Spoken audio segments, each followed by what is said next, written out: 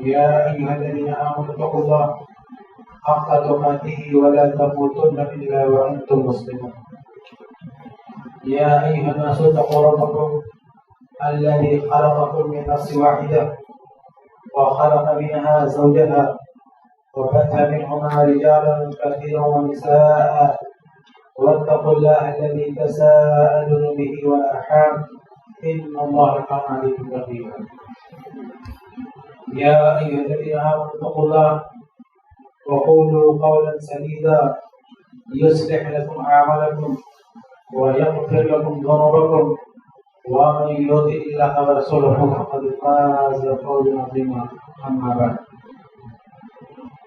فإن أصدق الحديث كتاب الله وأحسن الهدي هدي محمد صلى الله عليه وسلم وشر الأمور محدثاتها وكل محدثة بدعة وكل بدعة ضلالة وكل ضلالة في النار. محترم حاضرین سامعین، آج کے خطبے میں انشاءاللہ جس موضوع پر کچھ باتیں رکھنے کی کوشش ہوگی وہ ہے صحابی رسول جابر بن عبداللہ رضی اللہ عنہ کی سیرت. اللہ کے نبی صلی اللہ علیہ وسلم کے صحابہ میں ایک صحابی جابر بن عبداللہ رضی اللہ تعالیٰ عنہ، تو ان کی زندگی کے کچھ اہم واقعات ہم دیکھیں گے، کچھ اہم چیزیں ہم دیکھیں گے انشاءاللہ، جس میں ہمارے لیے کچھ سبق ہے، عبرت ہے، موعظت ہے. اور چند ہی باتیں ہو پائیں گی، لیکن ہماری ذمہ داری ہوگی کہ ہم یہ صحابی اور ان میں سے جو بڑے بڑے صحابہ ہیں جنہوں نے بہت بڑے بڑے کام کیے ہیں، ہمیں ان کی زندگیوں کو پڑھنا چاہیے. آدمی جب کسی کی زندگی پڑھتا ہے، کسی کو پڑھتا ہے، تو اس کی زندگی پر بھی اس کا اثر ہوتا ہے، اس کی چھاپ پڑتی ہے. آدمی جن لوگوں کے ساتھ اٹھے بیٹھے گا، جن لوگوں کو پسند کرے گا، جن لوگوں کا فین ہوگا، تو اس کا اثر اس کی زندگی پہ آتا ہے. اس لیے ہمارے جو صحابہ کرام ہیں، ہمیں ان کو پڑھنا چاہیے، ان کی زندگی کا مطالعہ کرنا چاہیے تاکہ ہم زندگی گزارنا سیکھ سکیں. اور یہ وہ ہستیاں ہیں جنہوں نے سب سے پہلے قرآن اور حدیث کا عمل کر کے دکھایا اور ان کے عمل کو اللہ نے پسند کیا. آج آدمی کنفیوز رہتا ہے کہ قرآن کی آیت ہے، حدیث ہے، اس کو کیسے سمجھنا ہے، کیسے عمل کرنا ہے، کیسے فالو کرنا ہے. لیکن اتنا ٹینشن لینے کی ضرورت نہیں. آپ صحابہ کرام کی زندگی پڑھو، آپ کو سب مل جائے گا. انہوں نے قرآن کیسے سمجھا، قرآن کیسے پڑھا، حدیث کیسے سمجھا، حدیث کیسے پڑھا، اور اللہ تبارک و تعالیٰ نے سرٹیفکیٹ دیا ان کو. اللہ تعالیٰ نے کہا فَإِنْ آمَنُوا بِمِثْلِ مَا آمَنْتُمْ بِهِ فَقَدِ اهْتَدَوْا. اگر دنیا والے اس طرح ایمان لے آئے جس طرح اے صحابہ تم ایمان لائے ہو تو کامیاب ہو. تو صحابہ کرام کو سند دے دی اللہ تعالیٰ نے کہ تم ایک یہ صحابہ کرام کی کئی جماعت، صحابہ کرام کا گروہ ایک ایگزامپل، ان کا جیسا کوئی بن جائے تو اس لیے ہمیں زیادہ بحث و مباحثے کے بجائے، ادھر ادھر کی باتیں کرنے کے بجائے صحابہ کو ڈائریکٹ پڑھیں کہ کیسے صحابہ تھے، کیسے مسلمان تھے، نبی کو کیسے مانتے تھے، قرآن کو کیسے مانتے تھے، ان کی عبادت کیا ہوتی تھی، ان کی لائف اسٹائل کیا تھی. پڑھیں، خود ویسا بننے کی کوشش کریں. تو اس طرح ہمیں بہت سارے صحابہ کرام کے واقعات کو، سیرت کو وقت تک پڑھتے رہنا چاہیے اور اس کی اپنے کردار میں اس کو ڈھالتے رہنا. آئیے ہم بات کرتے ہیں جابر بن عبداللہ رضی اللہ تعالیٰ عنہ. وہ صحابی ہیں جن کی زندگی میں بیک وقت انہوں نے کئی طرح کا کردار نبھایا. کچھ ہستیاں ہوتی ہیں ان کے اندر کوئی ایک دو خوبی ہوتی ہے، اور کچھ ایسے ہوتے ہیں جو آل راؤنڈر ہوتے ہیں، ہر جگہ ایک اچھا کام انجام دیتے ہیں. تو جابر بن عبداللہ رضی اللہ تعالیٰ عنہ بھی انہی لوگوں میں سے جنہوں نے ہر محاذ پر بہت بڑے بڑے کام کیے. یہ اپنی جگہ پر ایک بہت بڑے مجاہد تھے، مجاہدانہ زندگی میں بھی بہت بڑا کام کیا. اس کے ساتھ ساتھ اپنے دور کے بہت بڑے عالم تھے، بہت بڑے مفتی تھے، عالم کے اعتبار سے بھی بہت بڑا کام کیا. حتیٰ کہ جن صحابہ کرام نے اللہ کے نبی صلی اللہ علیہ وسلم کی بہت ساری احادیث کو ہم تک روایت کیا ہے، جو مکثرین صحابہ ہیں، یعنی چند حدیث نہیں، احادیث کا بہت بڑا ذخیرہ ہم تک پہنچانا ہے انہی صحابہ میں سے ایک جابر بن عبداللہ رضی اللہ عنہ۔ بلکہ بعض مسائل سے متعلق آپ احادیث دیکھیں تو وہ صرف جابر بن عبداللہ رضی اللہ عنہ سے ملتی ہے، اگر ان کو بیچ سے ہٹا دیں تو آپ کی ہر عبادت ڈیمیج ہو جائے گی۔ اگر جابر بن عبداللہ رضی اللہ عنہ کی احادیث نکال دیں تو آپ کی کوئی عبادت صحیح سلامت نہیں بچے گی۔ ان کی احادیث کو لیے بغیر آپ نہ نماز پڑھ سکتے ہیں، نہ روزہ رکھ سکتے ہیں، نہ حج کر سکتے ہیں، بلکہ حج کا تو بہت بڑا مسئلہ، بہت بڑے مسائل جابر رضی اللہ عنہ نے ہی بیان کیے، بلکہ شیخ البانی رحمۃ اللہ کی جو ایک کتاب ہے حجۃ النبی کما رواہ جابر رضی اللہ عنہ، کہ نبی کے حج کا طریقہ جیسے جابر نے بیان کیا رضی اللہ عنہ، یعنی ان کی مرویات کو اکٹھا کر کے شیخ البانی رحمۃ اللہ نے پوری کتاب بنا دی۔ تو آپ عبادت نہیں انجام دے سکتے جب تک کہ ان کی احادیث کو ہم قبول نہ کریں، ان کی احادیث ہمارے سامنے نہ ہو۔ بلکہ ایک اور صحیح بخاری کی حدیث ہے، استخارہ وغیرہ لوگ کرتے ہیں تو وہ صرف ایک ہی صحابی نے بیان کیا، جابر بن عبداللہ رضی اللہ عنہ، باقی کسی نے اس کو نہیں بیان کیا۔ ایسی بہت ساری چیزیں، تو بہرحال یہ اپنی جگہ پر ایک بہت بڑے عالم تھے۔ اس کے علاوہ انہوں نے ایک بہت بہترین بیٹے کا کردار نبھایا۔ اگر کسی کو بتانا ہو کہ بیٹا کیسا ہونا چاہیے، اگر ایک مسلمان بیٹا کیسا ہونا چاہیے، اگر کسی کو سمجھانا ہے، سکھانا ہے، بتانا ہے تو اس سے کہیے کہ تم جابر رضی اللہ عنہ کی زندگی پڑھو۔ اس کے علاوہ ایک جو ہے بھائی کا کردار بھی انہوں نے نبھایا۔ اپنے بھائی بہنوں کے تعلق سے ایک بھائی کا رویہ کیسا ہونا چاہیے، یہ کسی کو سمجھنا ہے کہ ایک مسلمان بھائی کیسا ہوتا ہے تو وہ بھی جابر رضی اللہ عنہ کی سیرت کو پڑھے۔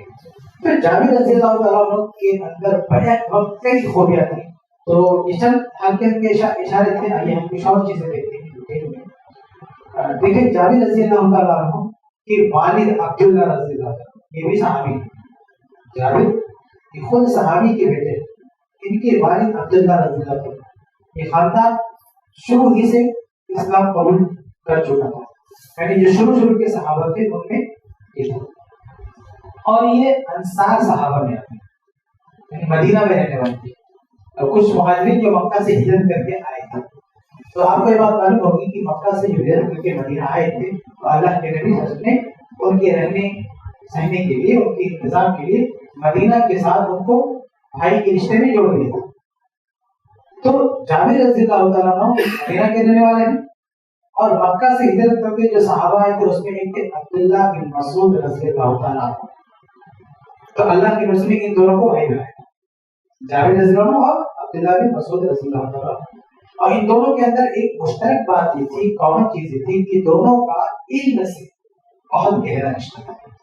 یہ دونوں اپنی جگہ پر بہت بڑے عالم، بہت بڑے مفتی، بہت بڑے فقیہ، اللہ کے رسول کی احادیث کے بہت بڑے جانکار، قرآن کی بہت بڑے جانکار۔ تو یہ جو ہم آہنگی دیکھتے ہیں اللہ کے رسول کے، ان دونوں کو بھائی بنایا۔ تو یہ ان کا ایک بہت بڑا کردار ان کے خاندان کا، کہ انصار خاندان سے ان کا تعلق ہے۔ ان کے ابا بھی جابر کے ابا بھی صحابی، عبداللہ نام تھا ان کا، جابر بن عبداللہ تھے۔ اور عبداللہ رضی اللہ تعالیٰ عنہ کی جو زندگی تھی اصل میں اسی کی چھاپ پڑی ہے جابر رضی اللہ تعالیٰ عنہ کی۔ بہت نیک آدمی، بہت نیک آدمی، اور عبداللہ رضی اللہ تعالیٰ عنہ بھی اپنی جگہ پر ایک اچھے باپ، ایک اچھے بیٹے، ایک اچھے بھائی، ایک اچھے صحابی، ہر طرح کے گن ان کے اندر موجود تھے، اور وہ وراثت میں سب جو جابر رضی اللہ تعالیٰ عنہ کو بھی ملتے تھے۔ اور ان کے ابا جنگ احد میں شہید ہو گئے۔ سنن ترمذی کی روایت ہے، بلکہ صحیح بخاری میں بھی ہے کہ جب یہ جنگ پہ جا رہے تھے تو انہوں نے کہا کہ ابا نے کہا کہ بیٹا تم جنگ احد میں نہیں آنا، ہم کو روک دیا۔ اور یہ واحد ایک جنگ ہے، جنگ احد، جس میں جابر رضی اللہ تعالیٰ عنہ شریک نہیں ہو سکے، وہ بھی اپنے ابا کی روکنے کی وجہ سے۔ اس کے علاوہ کوئی لڑائی ایسی نہیں تھی اللہ کے زمانے میں جس میں جابر رضی اللہ تعالیٰ عنہ اللہ کے نبی کے ساتھ نہ رہے ہوں میدان جنگ۔ یہ مجاہدانہ زندگی گزاری ہے، ایک بھی لڑائی ایسی نہیں جس میں جابر نے نبی کے ساتھ میدان جنگ میں شرکت نہیں کی، کوئی لڑائی نہیں۔ صرف جنگ احد میں پیچھے تھے، وہ بھی اپنے ابا کی حکم دینے کی وجہ سے۔ جنگ بدر میں بھی پانی نہیں پلا رہے تھے، چھوٹے تھے، لیکن جنگ احد میں تو باقاعدہ لڑنے کے قابل ہو گئے تھے. لیکن جنگ احد میں ان کے ابا نے روک دیا تھا. کیوں روکا تھا؟ کیونکہ ان کے ابا کی 9 بیٹیاں تھیں, یعنی جابر کی 9 بہنیں تھیں. تو ان کے ابا نے کہا کہ تم اپنی بہنوں کی دیکھ بھال کے لیے گھر پہ رہو, جب میں سب کو جانا ضروری, میں جا رہا ہوں تم دیکھو. تو باپ کا حکم تھا, اس کی وجہ سے بیٹا اپنی بہنوں کے ساتھ گھر پہ جا رہا. آج جب جانے لگے ان کے ابا تو کہا کہ بیٹا ہو سکتا ہے کہ میں زندہ لوٹ کرنا ہو, جنگ میں جا رہا ہوں, ہو سکتا ہے شہید ہو جاؤ. اللہ تعالیٰ اور وہ لوگ تو شہادت کے والے تھے, شہادت کو چاہنے والے تھے. وہ تو چاہتے تھے اللہ تعالیٰ اتنا ثواب تھا کہ تو چاہتے تھے اللہ تعالیٰ شہادت عطا فرمائے. تو کہا کہ اگر میں شہید ہو گیا تو میرے ذمہ اتنا قرض ہے لوگوں کا, بیٹا تم یہ قرض واپس کر دینا, اور میری بیٹیاں ہیں, تمہاری جو بہنیں ہیں, ان کا خیال رکھنا. یہ نصیحت کر کے, یہ وصیت کر کے جنگ میں نکل گئے. اور جب جنگ میں گئے تو اتفاق سے اسی جنگ میں وہ شہید ہو گئے. عبداللہ رضی اللہ تعالیٰ عنہ جنگ میں شہید. اور شہادت کے بعد کافروں نے ان کے جسم کے ساتھ مسلح کی. کفار کا ہر دور میں ایک کام رہا ہے, مسلمانوں کے بڑے دشمن ہوتے ہیں کہ اگر ان پہ ظلم کرتے ہیں, ان کی لاشوں کے ساتھ بے حرمتی کرنا, کاٹ پیٹ کرنا, یہ ان کا بہت پرانا پیشہ ہے. تو عبداللہ رضی اللہ تعالیٰ عنہ کو قتل کرتے ہیں لوگوں نے, ساتھ میں ان کے جسم کے ساتھ بھی چھیڑ چھاڑ کی, ان کے اعضاء وغیرہ بھی کاٹ پیٹتے. تو حقیقت میں ان کا جسم دیکھنے لائق نہیں تھا, ایسا حال آپ بھی دیکھ نہیں سکتا تھا, وہ حال کیا دیکھا. اب جنگ ختم ہوئی, یہ شہید ہو گئے. شہید ہونے کے بعد جابر بن عبداللہ رضی اللہ تعالیٰ عنہ دیکھنے کے لیے جاتے اپنے ابا کو, اور چادر وہی بھی صحیح بخاری کے حدیث, اللہ کے نبی صلی اللہ علیہ وسلم موجود تھے, صحابہ کرام موجود, صحابہ کرام کو روک لیتے کہ جابر تم اپنے والد صاحب کو مت دیکھو, شہید ہو گئے ہیں, کافروں نے برا حال کیا ہے, آپ ان کو مت دیکھو. اتنے میں ان کی بہن آتی ہے عبداللہ, یعنی جابر ان کی پھوپھی, ان کی بہن آتی ہے اپنے بھائی عبداللہ کو دیکھنے کے لیے. اور پھر جابر لوگ ضد کرتے ہیں, ضد کرتے کرتے وہ چادر ہٹا کے جا کے اپنے والد صاحب کو دیکھتے ہیں. جب وہ چادر ہٹاتے ہیں تو ان کی بہن رونے لگتی ہے, عبداللہ کی بہن. تو صحیح بخاری کے حدیث ہے, اللہ کے رسول صلی اللہ علیہ وسلم فرماتے ہیں تبکین او لا تبکین, کہ تم رو یا نہ رو, ما زالت الملائکۃ تظلہ باجنحتها حتی رفعتم, کہ جب تک تم لوگ یہ ان کا جنازہ نہیں اٹھاؤ گے تب تک فرشتوں نے ان کو سایہ کرتے رکھا, ان کو فرشتوں نے گھیر کر رکھا. تو مظاہر دیکھ کے رو رہے ہو ان کے ساتھ کیا ہوا, لیکن تمہیں اندازہ نہیں کہ اللہ تعالیٰ نے ان کو کتنا بڑا مقام دیا.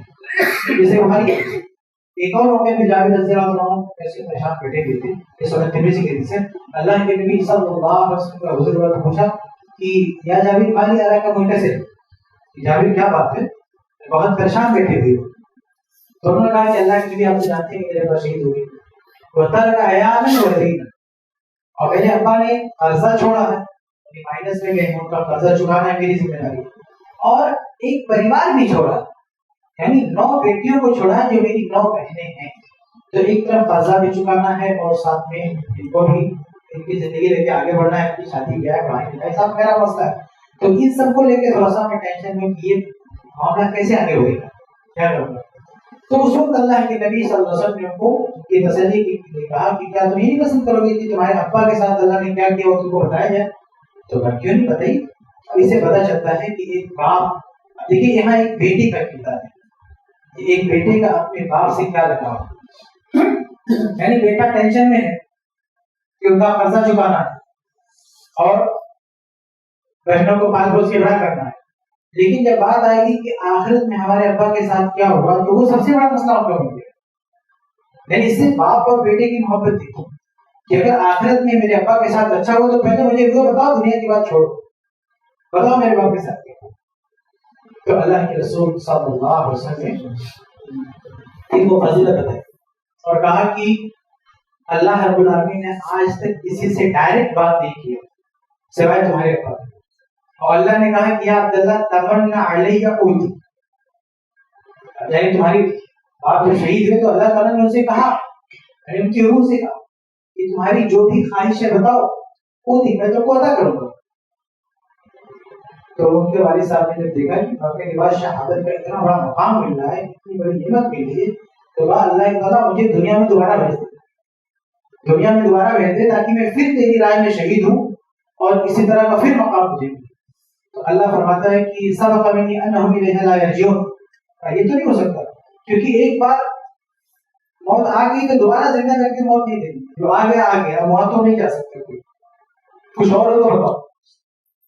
تو اللہ تعالیٰ ایسا کر، یہ جو فضیلت ملی ہے، جو مقام ملا ہے مجھے، یہ دنیا والوں کو بتا دے، تاکہ ہمارے پیچھے لوگوں کو تو پتا تو چلے کہ ہمیں کیا مل رہا۔ تو پھر وہ قرآن کی آیت نازل ہوئی، وَلَا تَحْسَبَنَّ الَّذِينَ قُتِلُوا فِي سَبِيلِ اللَّهِ أَمْوَاتٌ بَلْ أَحْيَاءٌ۔ اللہ فرماتا ہے قرآن میں کہ دیکھو جو لوگ اللہ کی راہ میں شہید ہوئے انہیں مردہ نہ سمجھو، وہ زندہ ہے، اللہ کے پاس ان کو رزق ملا ہے۔ یہ جو آیت نازل ہوئی یہ عبداللہ کی فرمائش پر نازل ہوئی، جو اس دنیا سے جا چکے، جو اللہ کے پاس پہنچ چکے، انہوں نے اللہ تعالیٰ سے فرمائش کی کہ ہمیں جو مقام اللہ تعالیٰ جو مقام ہم کو دے رہا ہے یہ تو دنیا والوں کو بتا۔ تو اللہ تعالیٰ نے نہ صرف دنیا والوں کو بتایا بلکہ ان کے سب سے پہلے ان کے بیٹے کو بتایا، جابر رضی اللہ عنہ کو سب سے پہلے بتایا گیا کہ تمہارے ابا کے ساتھ کیا، اور ساتھ میں سارے شہداء کے رشتے داروں کے لیے بھی یہ ایک نعمت ملی اور ایک انعام کا خبر سب کو ملی۔ یہ جابر رضی اللہ کی والد کی وجہ سے جابر رضی اللہ تعالیٰ نے یہ سنی تو ان کو کافی سکون ملا، ان کو کافی حوصلہ ملا، اور یہیں سے پتہ چلتا ہے کہ ایک فرمانبردار بیٹے کا کردار کیا ہونا چاہیے۔ کہ ان کے ابا قرضہ لاد کے گئے، پریوار چھوڑ کے گئے، لیکن انہیں ٹینشن اس بات کا ہے کہ ہمارے ابا مرنے کے بعد سکون سے ہوں، ان کو آخرت میں بڑا مقام ملے، یہی ان کے لیے باعث سکون ہے، یہی ان کے لیے سب سے اہم بات ہے۔ ورنہ آج کی اولاد آپ دیکھیں کیونکہ ان کی پرورش صحیح نہیں ہوتی ہے، اس لیے اگر کوئی کسی موبائل میں دیکھے کوئی باپ مر گیا، اپنی بچوں کی زندگی بنائے نہیں، تو بچے زندگی میں تانا مارتے ہیں ہمارے باپ نے کچھ کیا ہی، ہمارے باپ نے کچھ کیا۔ یہاں جاوید ہونے کے والد مائنس میں گئے لیکن وہ ایک افتن نہیں کہتے، وہ پوری زندگی داؤ پہ لگا رہے ہیں کہ کس طرح سے ہم اپنے باپ کی جگہ لے سکیں، لیکن وہ باپ سے شکوہ نہیں کرتے، باپ سے ایک لفظ شکوہ نہیں کرتے۔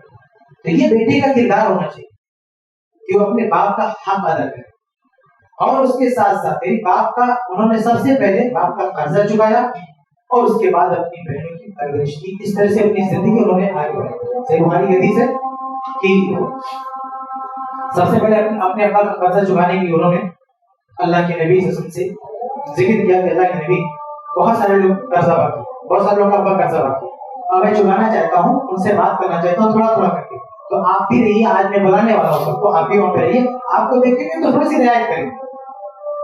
اور وہ قرضہ کس کا تھا؟ یہودیوں سے لے کر تھا، مسلمان بھی نہیں۔ اب اللہ کے نبی گھر میں آئے، صحیح بخاری کے نیچے جابر صلی اللہ عنہ، اور یہودی لوگ آئے، انہوں نے دیکھا کہ تو اللہ کے رسول یہاں بیٹھے ہوئے، تو صحیح بخاری کے الفاظ ہے کہ اللہ کے نبی کو دیکھا وہ اور چڑ گئے، یہودی لوگ تھے وہ دشمن مانتے تھے، وہ چڑ گئے، انہوں نے اور سختی کرنا شروع کر دی۔ یعنی جابر رضی اللہ تعالیٰ نے یہ سوچ رہے تھے کہ تھوڑی نرمی ہو، اور اس کا الٹا اثر ہوا، وہ اور سختی کرنے لگے، ہم کو چاہیے، ہم کو ہمارا پیسہ چاہیے، ہمارا پیسہ چاہیے، ہمارا جو بھی باقی لوگ زمانے میں روپیہ پیسہ دیکھیے، آج کی طرح سے کرنسی نہیں چلتی تھی، ایک سونے کی کرنسی ہوتی ہے جس کو دینار بولتے ہیں، اور ایک درہم، باقی یہ جو کھجور ہوتی تھی نا، یہ سال میں پیسہ ہوتا ہے، پیسے کی جگہ ہی کام کرتا ہے، اسی سے لین دین ہوتی تھی، مارکیٹ جاتے تھے کھجور لے کے جاتے تھے، سامان لے کے جاتے تھے، تو کھجور کا گٹھر تھا وہی ان کو ریٹرن کرنا، یعنی کھجور کی شکل میں سارا قرضہ چکانا، اتنا کھجور تھی اتنا مال تھا۔ تو جب انہوں نے سختی کیا تو اللہ کے نبی صلی اللہ علیہ وسلم جو ایک چھوٹا سا گٹھا تھا کھجور کا، اس کی چاروں طرف اللہ سے گھومے، اس پہ گلی میں بیٹھ گئے اور کہا کہ لاؤ میں توڑتا، اور نے کہا کہ آپ ان کو توڑ کے دو، اللہ کے نبی بھی بیٹھ کے توڑ کے چلی گئی۔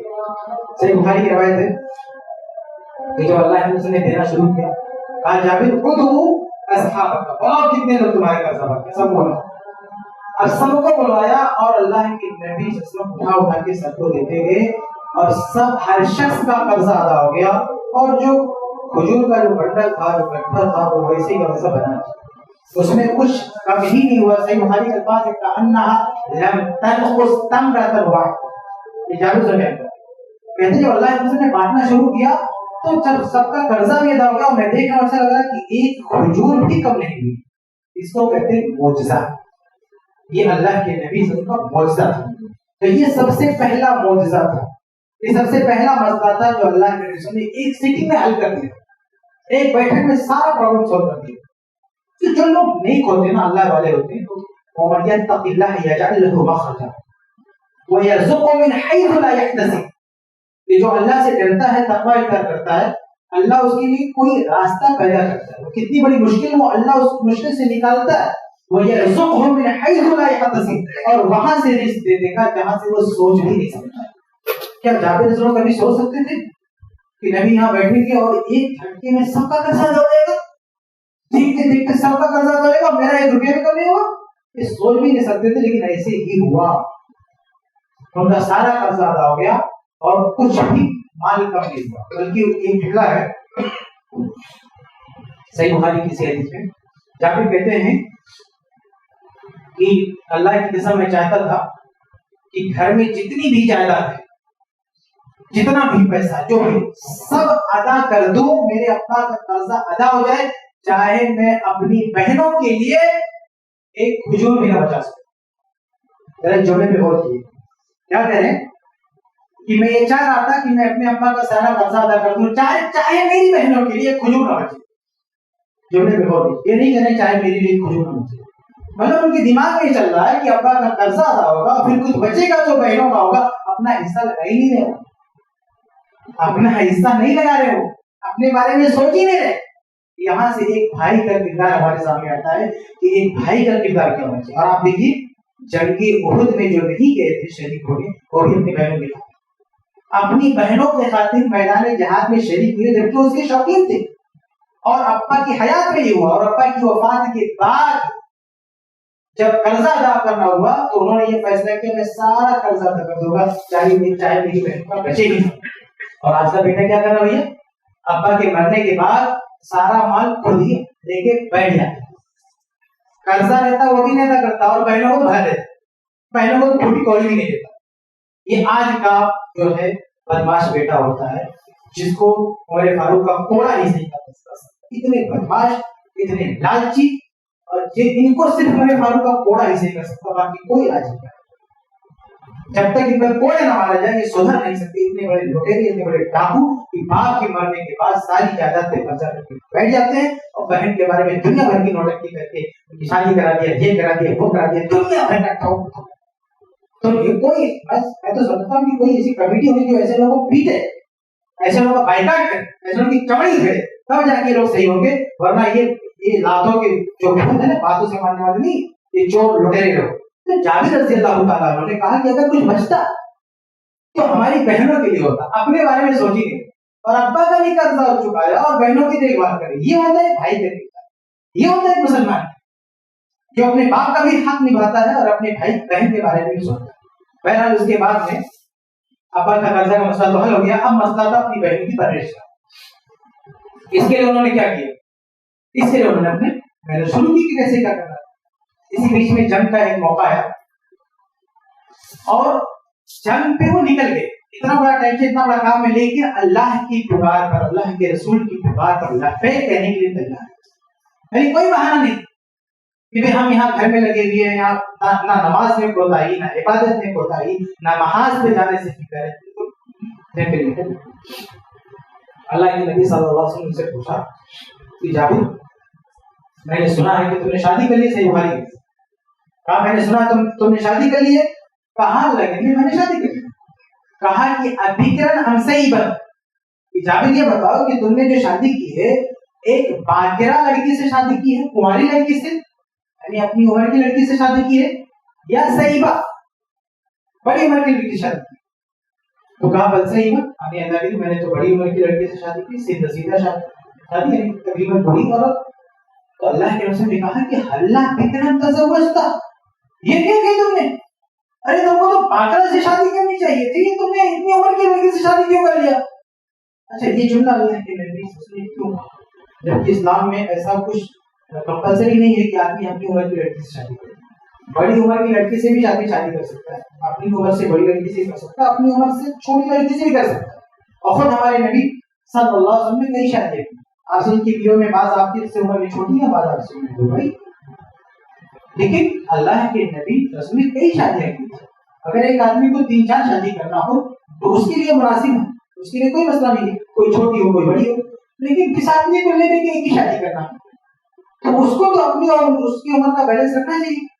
تو اللہ کے نبی نے دیکھا جابر کی کنڈیشن جانتے تھے, ان کی فائنینشیل کنڈیشن کیا جانتے تھے, اور جانتے تھے کہ یہ ابھی ایک سے زیادہ شادی کرنے کی حیثیت میں نہیں، اس لیے کہا کہ بھئی ایک ہی شادی ہونی ہے تو کم سے کم اپنی عمر کی لڑکی سے ہونی چاہیے تھی، اس لیے نبی نے کہا ورنہ کوئی مسئلہ نہیں۔ آپ جانتے تھے کہ یہ دیکھیے ایک ہی شادی کرنے کی پوزیشن میں ہے ابھی، تو ایک ہی کرنا ہے تو اپنی عمر والی ہونی چاہیے۔ تو اللہ کے نبی نے کہا بھائی تم نے اپنی عمر والی لڑکی سے قواریسی کیوں نہیں کیا؟ تو کہا تو جواب جیسے بخاری میں کہا ان ابی ترک 9 بنات، اللہ کے رسول میرے ابا نے 9 بیٹیاں چھوڑی، 9 بیٹیاں چھوڑ کر گئے، وہن لی 9 اخوات، وہ 9 میرے لیے 9 بہنیں ہیں، فکری تو اجمع الیہ اسلام، تو میں نے یہ پسند نہیں کیا کہ میں ایک ایسی بیوی لے آؤں جو انہیں بہنوں کی طرح سے ہو، یعنی 9 ہے اور 10 ہو جائے، اس لیے میں ایک بڑی عمر کی عورت لایا ہوں تاکہ لے تمشطہن وتقوم علیہن وتعذبہن، تاکہ میری یہ بیوی ان کو نہلائے دھلائے تربیت کرے، ان کی تقوم علیہن ان کی دیکھ بھال کرے، یعنی میں اپنی 9 بہنوں کی دیکھ بھال کرنے کے لیے بڑی عمر کی لڑکی سے شادی کی، یعنی حقیقت میں اپنی بیوی نہیں بلکہ اپنی بہنوں کے لیے مال آیا ہوں۔ جب اللہ کے نبی صلی اللہ علیہ وسلم نے سنا تو کہا اصبتا جابر تمہیں بہت اچھا۔ اب سوچیں وہ نبی جو تھوڑی دیر پہلے کہہ رہے تھے کہ اپنی عمر کی لڑکی سے شادی کرنی چاہیے، جب جابر رضی اللہ عنہ نے یہ وضاحت کی تو یہ وضاحت سن کے کہتے ہیں بہت اچھا کیا۔ اب یہاں پہ دیکھیے بھائیوں کے لیے ایک سبق ہے اور بیویوں کے لیے بھی ایک سبق ہے۔ بھائیوں کے لیے سبق ہے کہ ایک بھائی نے جابر رضی اللہ عنہ بحیثیت بھائی اپنی جوانی داؤ پہ لگائی۔ بھئی ہر آدمی چاہتا ہے کہ ہماری عمر کی لڑکی سے شادی، لیکن اتنی بڑی عورت سے شادی کر کس کی خاطر؟ اپنی بہنوں کی خاطر۔ اتنی بڑی قربانی دینے والا آپ اپنی زندگی میں کس کو جانتے ہیں؟ میں تو نہیں جانتا۔ آج ہمارے دور میں بھی بھائی لوگ ہوتے ہیں، لیکن کوئی بھائی اپنی بہنوں کے لیے اتنی بڑی قربانی دے گا کہ اپنی لائف پارٹنر کو ان کے حوالے کر دے، قربان کر دے اپنے بہنوں کی خاطر۔ یہ جابر رضی اللہ عنہ نے کیا۔ یہ بھائیوں کے لیے سبق ہے اور ساتھ میں بیویوں کے لیے۔ آج کل کی بیویاں نا ادھر ادھر سے فتوے کی شاپنگ کرتی ہیں، ہاں کہ فلانے کا فتوا ہے کہ صرف شوہر کی خدمت کرنا ہے، ساس سسر کے لیے کچھ نہیں کرنا ہے، نند کے لیے کچھ نہیں کرنا ہے، دیور کے لیے صرف شوہر پر، باقی کسی سے کوئی رشتہ نہیں۔ آپ بتائیے، کہتی ہے کہ بھئی ساس سسر کے لیے کچھ کر دیا تو یہ ظلم ہو گیا، نند کے لیے شوہر کے بھائی کے لیے کچھ کر دیا تو ظلم ہو گیا۔ کہ اللہ کے نبی صلی اللہ علیہ وسلم اپنے سامنے دیکھ رہے ہیں کہ ایک صحابی اپنی 9 بہنوں کے لیے ایک بیوی لایا، وہ اس کی بیوی ہے لیکن ماں بنا کے لایا۔ اللہ کے رسول نے یہ کہا نہیں جابر یہ کیا کر رہے ہو، یہ تو اپنی مصیبت اپنی بیوی کے سر پہ کیوں ڈال رہے ہو، بلکہ نبی نے تو کہا کہ اصبتا تم نے بہت اچھا کیا۔ اور آج کل کی بیویاں فتوا بازی کرتی نہیں، ہم تمہارے گھر والوں کی خدمت نہیں کریں گے، ہم تمہارے ابا کو پانی نہیں دیں گے، تمہاری اماں کو پانی نہیں دیں گے، تمہاری بہنوں سے ہمارا کوئی رشتہ نہیں۔ یہ عجیب سا فتوا پتہ نہیں کہاں سے ہو رہی ہے۔ اس واقعے سے سبق لینا چاہیے بھائیوں کو بھی کہ ان کے بہنوں کے تعلق سے ان کا کیا حق بنتا ہے، اور بیویوں کو بھی اپنی حد دیکھنی چاہیے۔ ہمیشہ یہ فتوا ہمیشہ کرنے کی زبان نہیں چلتی، جب کبھی کبھی حالات ایسے آ جاتے ہیں، کنڈیشن ایسی آ جاتی ہے وہاں فتوا نہیں چلتا، ایک آدمی کو آگے بڑھ کر کے تعاون کرنا پڑتا ہے۔ جب ایسے حالات آ جاتے ہیں، شوہر کے حالات ایسے ہوں کہ اس پر اپنے بہنوں کی ذمہ داری ہے، بھائیوں کی ذمہ داری ہے، تو بیوی کو کوآپریٹ کرنا چاہیے، بیوی کو اس کا ساتھ دینا چاہیے، فتوے کی زبان میں بات نہیں کرنی چاہیے۔ اور دیکھیں اللہ کے نبی نے تائید کی ہے، سب تم نے بہت اچھا کیا۔ جس کام کی نبی نے تائید کی ہے اگر وہ کام آج کوئی شوہر کر رہا ہے تو بیوی فتوا لانے والی کون ہوتی ہے بھائی؟ سے حالانکہ شوہر اگر فتوا لانے پر آ جائے بیوی ملنا ہی ہو، شوہر فتوا لینے پر آ جائے تو ایک دم اس کا بہت برا حال ہو جائے، لیکن شوہر کبھی فتوا نہیں لاتا، اس کی ہر مصیبت کو اپنے سر پہ لاتا، کبھی وہ حساب کتاب نہیں کرتا کہ اس کی کیا ذمہ داری میری اور کیا ذمہ داری اس کے باپ کی ہے، ارے شادی کے بعد پوری ذمہ داری اپنے سر پہ لا دیتا ہے۔ حالانکہ فتوے کی زبان میں بات کریں تو کچھ ذمہ داری شادی کے بعد بھی اس کے باپ کی ہوتی ہے، لیکن شوہر اس کے باپ کا نام نہیں لیتا، سارا ٹینشن اس سے وہاں شوہر فتوا نہیں لاتا، لیکن یہ عورت کی جا کے فتوا لے کے آتی ہے کام نہیں کرنے۔ حدیث میں کیسے بخاری کی حدیث ہے کہ ایک نہیں 9 اپنی 9 بہنوں کے کام پہ لگا دیا بیوی کو، یعنی 9 بہنوں کا کپڑا لگتا صاف کرے گی، 9 بہنوں کو کھانا کھلائے گی، 9 بہنوں کو پال پوس کے بڑا کرے گی۔ اس بیوی نے نہیں کہا کہ میں تمہاری بیوی بن کر آؤں، تمہاری 9 بہنوں کا مسئلہ میں نے دے دوں۔ بہرحال جابر رضی اللہ عنہ نے جب یہ کہا کہ میں نے اپنی بہنوں کی خاطر اتنی عمر دراز عورت سے شادی کی، نبی نے کہا بہت اچھا۔ اس کے بعد جنگ سے لوٹ آئے تھے نا، صحیح مسلم کی حدیث میں جا کے دیکھیں، بخاری میں بھی، کہ لوٹتے ہوئے جابر رضی اللہ تعالیٰ عنہ جس اونٹ پر بیٹھے ہوئے تھے، اصل میں جابر رضی اللہ عنہ وہ شخصیت ہے جن کے ساتھ اللہ کے نبی صلی اللہ علیہ وسلم کے تقریباً 5 معجزات ظاہر ہوئے. نبیوں کے ساتھ معجزہ ہوتا نا، لیکن تمام صحابہ میں یہی ایک صحابی مجھ کو دکھتے ہیں. ہو سکتا اور بھی کوئی ہو، میری معلومات نہیں ہے، لیکن میری معلومات کے حد تک جابر رضی اللہ عنہ واحد صحابی ہیں جن کی گھر پر ہمارے نبی کے 5 معجزات ظاہر ہوئے، جن کے گھر پر یا جن کے ساتھ، یعنی ایک دو نہیں 5 معجزہ، نبی کا معجزہ ان کے گھر میں ظاہر ہوا. ایک معجزہ تو ابھی سن چکے آپ، جب قرضہ ادا کر رہے تھے سب دے دیا اور کھلی ویسی کی ویسی معجزہ. اب دوسرا سن، اللہ کے نبی آ رہے جنگ سے لوٹ کے آ رہے اور تو اللہ نے پوچھا یہ شادی وادی کا مسئلہ ہو گیا. پھر جس اونٹ پر جابر سنو بیٹھے تھے وہ سب سے پیچھے تھا، سب سے پیچھے چل رہا تھا. تو اللہ کے نبی نے کہا کہ کیا معاملہ ہے تمہارا اونٹ سب سے پیچھے؟ اللہ کے نبی دبلا پتلا بیمار ہو، بس یہی مطلب میری حیثیت بس یہی. ایسا آج کل ہوتا ہے نا، کوئی کھٹارا گاڑی لے کے چلتا ہے، کوئی سائیکل لے کے چلتا ہے، جس کی جو حد ہے، جس کے پاس جو پہنچ ہے ویسے کرتا نا. پیسہ بڑھائے پھر گاڑی لے کے چلتا ہے، کار لے کے چلتا ہے. تو جابر رضی اللہ تعالیٰ عنہ کیونکہ پیسے کے حساب سے کمزور تھے، بہت ساری ذمہ داریاں تھیں، اس وجہ سے ان کی سواری بھی بہت اچھی نہیں تھی، سب سے پیچھے چل رہے تھے، بیمار. تو اللہ کے نبی نے ان کو بتایا کہ بیمار ہے اس وجہ سے پیچھے. تو کہا ٹھیک ہے اپنی چھڑی ملی، ہمارا عزیز تمہارے پاس چھڑی، تو چھڑی لیا، اللہ کے رسول نے اس کو ٹچ کیا، اس کو لگایا، اور اس کے بعد وہ ایسا لگ رہا تھا کہ وہ ساری بیماری ختم ہے. اور فَكَانَ فِي ذَلِكَ الْمَكَانِ مِنْ أَوَّلِ الْقَوْمِ، وہ سب سے پیچھے تھی، وہ سب سے آگے ہو گئی. یعنی اس پورے قافلے میں سب سے تندرست اونٹ، سب سے تندرست سواری جابر رضی اللہ عنہ کی. یہ دوسرا معجزہ کہ جو سواری سب سے کمزور تھی، صحیح مسلم کی روایت، جو سواری سب سے کمزور تھی اللہ کے نبی صلی اللہ علیہ وسلم نے ہاتھ لگایا اور یہ معجزہ ہوا کہ وہ سواری سب سے بہتر ہوگی. یہ اصل میں اللہ تعالیٰ کی طرف سے ایک دوسری مدد میری جابر رضی اللہ تعالیٰ عنہ ان کی قربانیوں کی بدولت. اللہ کے نبی صلی اللہ علیہ وسلم نے جب دیکھا کہ یہ سواری تو سب سے اچھی ہوگی تو اللہ کے نبی نے کیا کہا کہ نہیں جابر یہ اونٹ اب مجھے بھیج دو. بہترین سواری تمہارے پاس آ گئی ہے، ایسا کرو اسے مجھے بھیج دو. جابر رضی اللہ عنہ نے کہا بل هو لک یا رسول اللہ، کہ اللہ کے رسول یہ آپ ہی کا ہے، آپ رکھ لیجیے، آپ سے سودا کیوں کریں گے؟ اگر آپ کو چاہیے تو آپ رکھ لیجیے، ہمیں آپ سے بیچنا ہے کیوں؟ پیسے نہیں چاہیے، آپ رکھ لیجیے. کہا نہیں لا بل بھی نہیں، بلکہ تمہیں بیچنا ہو، میں فری میں نہیں لوں. ٹھیک. چنانچہ 4 دینار قیمت لگائی اللہ کے نبی صلی اللہ علیہ وسلم، اور اس کے بعد کہا بعض روایت میں کچھ اور بھی زیادہ بھی، اور کہا ٹھیک ہے سواری کر کے مدینہ تک جاؤ، مدینہ جب پہنچ جائیں گے تو یہ اونٹ لا کے میرے گھر پہ چھوڑ دینا. اب مدینہ پہنچے، جابر رضی اللہ عنہ نے یہ اونٹ لے کر اللہ کے رسول کے گھر پہ آئے. صحیح بخاری کی روایت ہے، صحیح مسلم کی روایت ہے. اللہ کے رسول نے بلال کو بلایا اور کہا اقضیہ مزید کہ اے بلال ان کی قیمت دے دو اور کچھ بڑھا کے بھی دینا. جو قیمت ہے وہ تو دینا ہے، ساتھ میں کچھ بڑھا کے زیادہ دے دینا ہے. چنانچہ بلال رضی اللہ عنہ کو جو قیمت دیتی وہ تو دیا ہی، ساتھ میں ایک گٹھر، ایک تھیلا سونے کے سکے بھی بات ہے، سونے کے سکہ قیمت میں دیا اور چاندی کے سکے ایک گٹھر میں رکھ کے کہا یہ اضافی اللہ کے نبی کی طرف سے، یہ مطلب جو طے ہوا تھا اس سے بڑھ کر یہ لوگ. اب وہ دونوں گٹھر لے کے سونے کا چاندی کا چل پڑے اپنے گھر پہ، سواری دے دیا. تھوڑی دیر بعد بڑے خوش تھے، ضرورت تھی ان کو، ضرورت تھی، بہت سارے مسائل تھے، سارے مسئلے حل ہوتے نظر آ رہے تھے، اتنا پیسہ ملا. لیکن تھوڑی دور گئے تھے کہ نبی کا بلا رہا ہے کہ جابر ان کو واپس بلاؤ.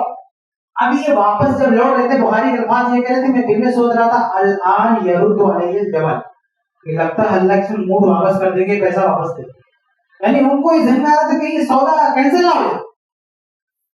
اب جب نبی کے پاس پہنچے تو اللہ کے نبی صلی اللہ علیہ وسلم نے فرمایا، کہا کہ الجبل لک، اس اونٹ کی قیمت تو تمہیں دے چکا ہوں، اب یہ اونٹ میری طرف سے تمہارے لیے تحفہ، اللہ کا سمن ہو، قیمت بھی رکھو، یہ اونٹ بھی رکھو، یہ تمہارا اونٹ تمہیں نہیں دے رہا، میں خرید چکا تھا، اب میری طرف سے تمہارے لیے تحفہ. اور اس کے بعد جو جنگ سے واپس آئے تھے اللہ نے کہا کہ جنگ میں ان کا جو حصہ بنتا ہے وہ بھی دو. تو اس طرح سے 4 چیزیں اللہ کے رسول نے دیا. کیا دیا؟ ایک تو سونے کا سکے دیے جو قیمت تھی، اور بڑھا بھی دیے چاندی کے سکے، اور اس کے علاوہ جو ہے سواری بھی ان کو واپس کر دیا، سواری بھی ان کو واپس کیا، سونے کے سکے دیے اور بڑھا کے گٹھر دیا اور جنگ کا حصہ بھی دیا. یہ 4 چیزیں دی، یعنی 4 طرح کا مال کو دیا. ابھی کافی مالا مال ہو چکا، یہ سب گھر پہ لے کر آئے. تو اس کو کہتے ہیں نا کہ وہ یرزقہ من حیث لا یحتسب، کہ اللہ تعالیٰ وہاں سے دے دیتا ہے جہاں سے آدمی سوچا بھی نہیں ہوتا. ہم کیا جابر رضی اللہ عنہ نے یہ سوچا تھا کبھی کہ میرا یہ کھٹارا اونٹ جو ہے سب سے قیمتی ہو جائے گا اور وہ بک جائے گا اچھے کام میں، پھر واپس مجھے مل بھی جائے گا؟ اور یہ تو جانے دو، اس پورے مال میں جو سب سے چھوٹا حصہ تھا نا وہ گٹھر چاندی کا جو اللہ کے رسول نے دیا تھا، اس کے تعلق سے مسند احمد کی روایت ہے. وہ کہتے ہیں فواللہ ما زال ینمو، کہ اللہ کی قسم وہ برابر بڑھتا جا رہا، وہ گھٹتا ہی تھا. یعنی اس گٹھر سے جو کچھ نکالتے تھے سکے نا وہ ختم ہی نہیں ہوتا تھا، اور بہت لمبی مدت تک چلا ہو. بھائی اللہ کے نبی صلی اللہ علیہ وسلم کی وفات کے بعد ابو بکر صدیق کا زمانہ آیا، عمر فاروق کا زمانہ آیا، عثمان کا زمانہ آیا، علی کا زمانہ آیا، حسن کا زمانہ، امیر معاویہ، یزید کا زمانہ، اتنے لمبے دور تک وہ گٹھر ان کے پاس رہا. اس سے خرچہ کرتے لیکن وہ کبھی ختم نہیں. اتنا بڑا موضوع. یہ ایک تیسرا موضوع ہے. ایک تو اونٹ اچھا ہو گیا تھا، یہ دوسرا موضوع. یہ تیسرا موضوع کہ ایسا سامان دے دیا، ایسا مال دے دیا جو ختم ہونے کا نام نہیں دیتا. تو اللہ تبارک تعالیٰ نے اس طرح سے ان کو، اور صرف یہی بلکہ اور بھی موضوعات، یعنی انہوں نے جو قربانی دی اپنے پریوار کے لیے، اپنے بیٹے کا جو فرض نبھایا، بھائی کا فرض نبھایا. لیکن رشتہ داروں کے لیے اگر آپ کچھ کرتے ہیں تو اس کا انعام بہت بڑا ہے، وہ آپ اندازہ نہیں کر سکتے. جو سمجھتی کوئی نیکی نہیں ہے. کچھ لوگ تہجد پڑھتے ہیں اور اپنے بھائی سے بات نہیں کرتے، 5 وقت کی نماز پڑھیں گے اور بھائی بہن کا پورا حصہ لوٹ کے رکھا ہے. ارے بھائی اصل اللہ کے ولی بننا ہے نا، اللہ والے بننا ہے تو اپنے بھائیوں کا خیال رکھو، اپنی بہنوں کا. اچھے باپ بنو، اچھے بیٹے بنو، اچھے بھائی بنو، اس کے بعد دیکھو اللہ کتنا نوازتا ہے. لیکن آپ بھائیوں سے کٹے رہو گے، باپ سے کٹے رہو گے اور آ کے تہجد پڑھو گے، اللہ آپ کو ولی بنا دے. اللہ ولی نہیں بنائے گا. سمجھ رہے ہو؟ یہ بہت اہم چیز ہے کہ رشتے داروں کے حقوق کی بہت بڑی نیکی ہے. آپ دیکھیں جابر رضی اللہ عنہ نے اپنی پوری زندگی داؤ پہ لگا دیا اور اللہ قدم قدم پر ان کی مدد کرتا رہا. اور یہ سب کرتے ہوئے کبھی ان کو کوئی عذر، کوئی بہانہ نہیں. آپ ہر جنگ میں شریک ہو رہے ہیں، حتیٰ کہ غزوہ خندق پر، تو خندق صحیح بخاری کروایا تھے، غزوہ خندق میں موجود ہے اور کھانے کے لیے کسی کے پاس کچھ نہیں ہے. اللہ کے نبی صلی اللہ علیہ وسلم کو دیکھا کہ اللہ کے نبی بھوکے ہیں، جابر سے برداشت نہیں، اور اللہ کے رسول چھٹے کے گھر پہ بھاگا اور اپنی بیوی سے کہا، وہ وفادار بیوی، کہا کہ گھر پہ کچھ کھانے کے لیے ہے؟ میں اللہ کے رسول کو دیکھا ہوں، واللہ ما اصبر، مجھے صبر نہیں ہو رہا کہ میں اللہ کے نبی کو بھوکا دیکھ سکوں. گھر میں کچھ ہے؟ کہا جو ہے تھوڑا سا، اور یہ بکری کا ایک بچہ ہے، باقی کچھ نہیں. بچہ ذبح کر دو، جو کی روٹی بنا دو، میں نبی کو بلا کے لاؤں. یہ گئے اللہ کے نبی صلی اللہ علیہ وسلم کے پاس، اور اللہ کے نبی صلی اللہ علیہ وسلم کئی لوگوں کے بیچ میں تھوڑا کنارے کیا. یا رسول اللہ تو آئیے، اللہ کے نبی تھوڑا سا کھانا گھر پہ ہے، فقم انت ورجل او رجلان، تو آپ چلیں یا ایک اور لے لیں یا 2 اور لے لیں، یعنی 7,003 چلے میرے ساتھ گھر پہ کھا. تو کہا کیا ہے؟ تھوڑا سا جو ہے وہ سالن ہے. تو کہا یہ تو بہت ہے، کہا طیب کثیر بہت ہے. مہاجرین انصار سب چلو جابر کے گھر پہ دعوت ہے. اللہ کے رسول سب کو لے کے چلے. ان کی بیوی نے دیکھا، کہا وہی ہے کہ کیا کر دیا تم نے، اتنی بڑی فوج لے کر آگے 3 لوگوں کا کھانا ہے. تو اس کے بعد میں لمبا واقعہ ہے، لیکن مختصر یہ کہ اللہ کے رسول جب پہنچے سب کو لے کر، تو کہا کہ اپنی بیوی سے کہو کہ وہ ہانڈی اتارے نہیں، وہیں سے سب کو دیتے جائے خاموشی سے، جتنے لوگ ہیں سب کو دیتے جائے. اللہ سے بخاری کی روایت ہے کہ اس ہانڈی سے نکالتے گئے، سارے انصار، سارے مہاجرین نے گھر پہ کھانا کھا لیا، وہ ہانڈی ویسی کی ویسی ہے، ایسے ہی بخاری کی روایت. یہ چوتھا معجزہ جو جابر رضی اللہ عنہ کے گھر پہ ظاہر ہوا اللہ کے رسول کا، یہ چوتھا معجزہ. یہ سب اللہ کے نبی سے محبت، قرآن و حدیث سے محبت، اپنے بھائی بہنوں کی دیکھ بھال کا نتیجہ کہ اللہ نے انعام معجزات کی بارش کر دی ایک صحابی کے گھر پہ گئی. اور یہ چوتھا معجزہ. اس کے بعد آپ دیکھیں، وقت ختم ہو رہا ہے، میں بات ختم کرنے کی کوشش کروں. ایک اور چیز، ایک 5واں معجزہ بھی بیان کروں. یہ بیمار ہو گئے، صحیح بخاری کے حدیث، اور ایسے بیمار ہو گئے کہ ان کی ہوش نہیں، بے ہوش ہو گئے، بے ہوش ہو گئے. اور جب اللہ کو پتا چلا تو صحیح بخاری کی روایت ہے، اللہ کے نبی اور ابو بکر یمشیان دوڑتی تھی جابر کی زیارت کرنے. اللہ کے بھی دیکھ رہے ہیں کہ ان کو ہوش ہی نہیں, ایسا لگ رہا ہے دنیا سے چلے جائیں. تو اللہ کے رسول نے ایک پانی منگایا, وضو کیا, وہ پانی ان کے چہرے پہ مارا, چہرے پہ مارتی ایسا لگ رہا کہ ساری بیماری سب ختم. یہ پانچواں موضوع ان کے ساتھ ہوا. یہ سمجھ رہے تھے کہ دنیا سے گئے, لیکن ایسی صحت یابی ملی, ایسا صحت مند ہوئے کہ پورے مدینہ میں سب سے آخری میں وفات پانے والے جابر بن عبداللہ. نبی کی اس معجزے کی, اس پانی کی ایسی برکت کہ وہ سوچ رہے کہ میں ابھی گیا دنیا سے. وہ تو بول رہے تھے اللہ کے نبی میں نے ابھی تک جو بنایا ہے کس کو دوں گا. تو قرآن کی آیت نازل ہوئی تمہاری بہنوں کا. دیکھیے کیسا بھائی ہے, زندگی بھر جو کچھ بنایا, زندگی بھر بہنوں کی خدمت کرتا رہا, اور لاسٹ میں مرنے کی بات آئی تو قرآن کی آیت نازل ہوئی تمہارا سارا مال تمہاری بہن کا. لیکن اس بیماری میں انتقال نہیں ہوا. اللہ کے نبی کا ایسا معجزہ کہ وہ زندہ رہے اور اتنی لمبی عمر پائی کہ سارے صحابہ ایک ایک کر کے ان کی آنکھوں کے سامنے فوت ہو گئے, لیکن سب سے آخر میں ان کی وفات جابر رضی اللہ عنہ. اور بعد میں ان کی دوسری شادی بھی ہوئی, حسین و جمیل عورت بھی ملی, بچے بھی ہوئے, سب کچھ ہوا. اللہ نے وہ سب کچھ دیا جو شروع میں ان کو نہیں دکھ رہا. آل اولاد تھی, بیویاں بھی, مال بھی, اور پھر مدینہ کے ایک بہت بڑے بہت بڑے عالم, بہت بڑی عزت, سب کچھ اللہ تعالیٰ نے دیا. تو یہی ہے نا, وَيَرْزُقْهُ مِنْ حَيْثُ لَا يَحْتَسِبُ. اللہ کے جو نیک بندے ہوتے ہیں اللہ ان کو ایسے نوازتا ہے کہ آدمی سوچ ہی نہیں سکتا. اتنا سب کچھ ہونے کے ساتھ ساتھ ان کا رشتہ دین سے, اللہ سے, نبی سے نہیں کٹا. میں صرف ایک بات بیان کر کے آپ سے پوچھ سکتا ہوں. مسلم احمد کی روایت ہے, ان کو پتا چلا کہ ایک حدیث ہمارے ایک ساتھی کو, صحابی کو معلوم ہے جو مجھے نہیں پتا. نبی کے حدیثوں سے محبت ہے. وہ کہتے ہیں, جابر خود کہتے ہیں کہ مجھے جب پتا چلا کہ ایک صحابی کو ایک حدیث معلوم ہے جو مجھے نہیں پتا, اور وہ صحابی کہاں رہ رہے تھے, شام میں رہتے تھے, اور یہ کہاں رہ رہے تھے, مدینہ میں. اور مدینہ سے شام جاتے ہوئے کتنا ٹائم لگتا ہے, 1 مہینہ لگتا ہے. اس وقت پلین, ایروپلین یا ٹرین تو نہیں, اونٹ سے آنا رہتا تھا. یہ کہتے ہیں فاشترائت بعیرا, میں نے ایک اونٹ خریدا, وہ اونٹ جو 1 مہینہ چل سکے. اس اونٹ پر سامان لادا 1 مہینے کا, اور بیٹھ کے شام گیا اور اس صحابی سے ملا اور کہا کہ میں تمہارے پاس صرف ایک حدیث سننے کے لیے آیا ہوں, جو مجھے پتا چلا کہ وہ حدیث تمہارے پاس, حالانکہ اس حدیث کا خلاصہ بھی یہ سن چکے, لیکن ان کے منہ سے سننا چاہتے تھے. اصل حدیث کیا, اس کو کہتے ہیں تحقیق کا ذوق. آج علم گلم کوئی بھی سنا دے, آدمی سن کے جایا تھا اور کہتے نہیں ہمارے مولوی نے بتا دیا ہم ایسے کریں گے. یہ جابر رضی اللہ عنہ کو بتایا گیا کہ شام میں ایک صحابی کی اس طرح کی حدیث سنا رہے ہیں. جابر سفر کر کے ان کے منہ سے سننا چاہتے کہ واقعی ریئل حدیث ہے کیسے, یعنی جو صحابی سنائے گا وہ آپ لوگ نہیں سنائے. ہو سکتا ہے کچھ ادھر ادھر کرتے, تو ڈائریکٹ وہاں کے پاس گئے, 1 مہینہ سفر کرتے, 1 مہینہ صرف ایک حدیث سننے کے لیے. اور آج اتنا سستا معاملہ ہو رہا ہے کہ ایک مولوی سناتا ہے بخاری لے کے, کوئی سننے کے لیے تیار نہیں. اور یہ صحابی 1 مہینے کا سفر کر کے گئے, اور وہ حدیث بھی آخرت سے متعلق ہے, دنیا سے متعلق نہیں, احساس والی حدیث. وہ حدیث سنے, اس کے بعد وہ واپس آئے.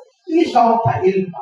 تو بہرحال یہ چند باتیں تھی, میں بات کرتا ہوں جابر رضی اللہ عنہ کے تعلق سے کہ انہوں نے اپنی زندگی کیسے گزاری. ایک مجاہد بن کر, ایک بیٹا بن کر, ایک باپ بن کر, ایک بھائی بن کر, ایک عالم بن کر, مفتی بن کر, اللہ کے رسول کا محبوب بن کر, اللہ کے رسول سے محبت کرنے والے بن کر. مطلب آپ ان کی زندگی پڑھیں, کیا کیا گن ان کی زندگی میں جابر رضی اللہ عنہ. تو یہ جابر رضی اللہ کی سیرت کے تعلق سے, ان کی زندگی کے تعلق سے چیزیں تھی. ہمیں بھی ان کی زندگی کو پڑھنا چاہیے, اس کے مطابق اپنے آپ کو ڈھالنا چاہیے. یہ صرف چند باتیں ہیں, ہماری ذمہ داری ہے کہ ہم کتابیں خریدیں, ان کی زندگی کے جو بھی واقعات سب پڑھیں, اپنے اندر اس کو شامل کرنے کی کوشش کریں. اللہ تعالیٰ سے